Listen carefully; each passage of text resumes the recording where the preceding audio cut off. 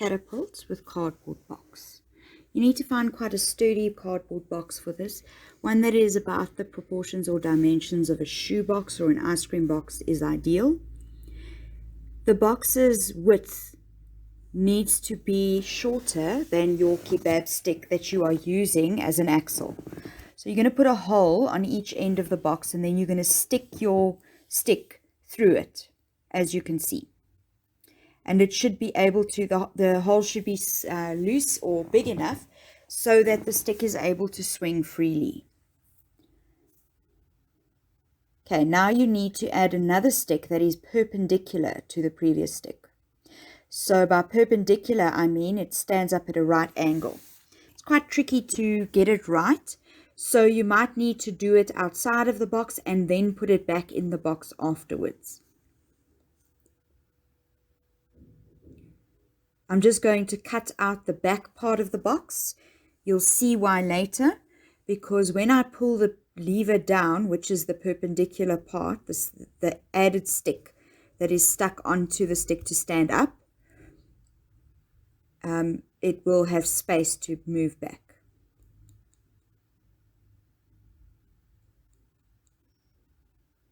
Right, so there I'm just cutting that slit open. I'm going to fold it back.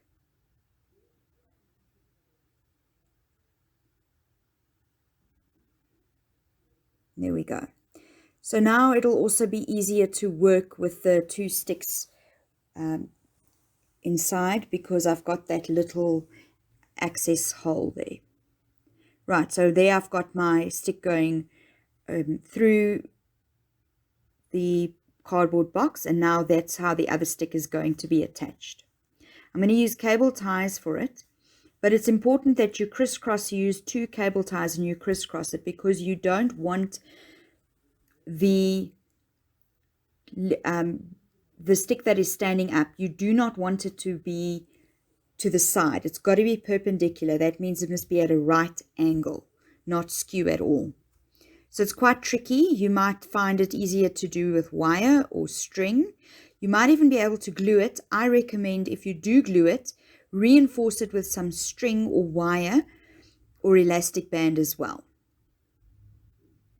Because if you make this catapult properly, it's going to create quite a force, and that force is likely to break the box. So you need to make sure that your box is really sturdy. If it's not, you need to reinforce it and strengthen it. Right, so there I've got my perpendicular stick on. I'm going to add a spoon, a plastic spoon. And the reason why I'm using a plastic spoon, apart from the fact that it will hold the ammunition quite well, is also because a spoon is quite flexible, and we need flexibility here. It's nice if you have an extra pair of hands. Maybe get someone to hold the spoon and stick together while you put the cable tie on. Just remember, once you start pulling on the cable tie, you can't pull it out again, which is what makes it so effective. But just make sure that once you pull it through that hole, that's the hole, that's exactly where you need it to be. Otherwise, you're going to waste the cable tie. Got the cable tie through, but now the spoon has fallen down, so I need to now just readjust it. Pull the cable tie as tight as possible. If a cable tie is thin as these are, you can use a regular pair of scissors to cut them. But if it's any thicker than this, you're going to need to use shears or side cutters to cut them. You might, if you do manage to cut with a regular pair of scissors, you might actually end up breaking or damaging them. Right, so now I've got a lever that is able to swing quite freely, which is exactly what I want. But I need something to pull it forward, something that's going to thrust, that's going to bring the spoon forwards with the ammunition in it. So for that, I'm going to need an elastic band. The elastic band is going to have to be attached to the front of the box.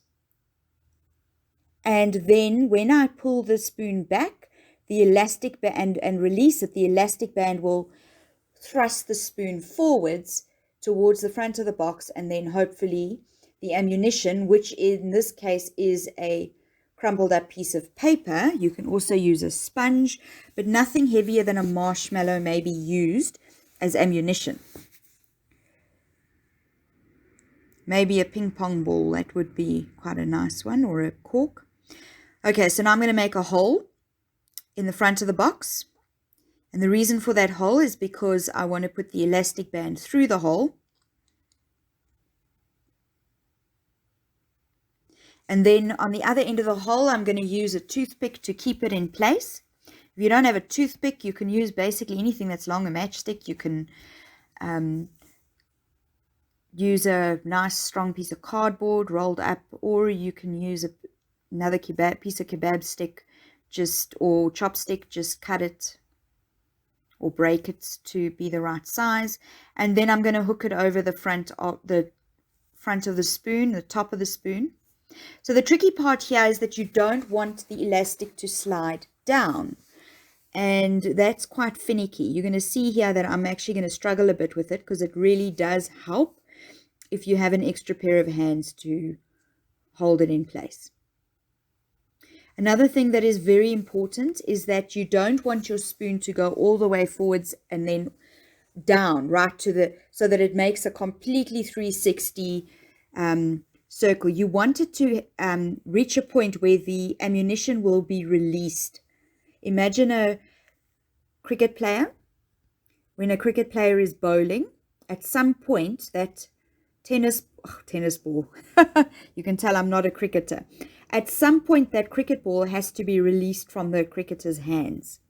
So when it is released, then you want it to stop. So if you can see that box, the actual box is stopping it. But if you don't have that, you're going to have to add in an extra stick there to do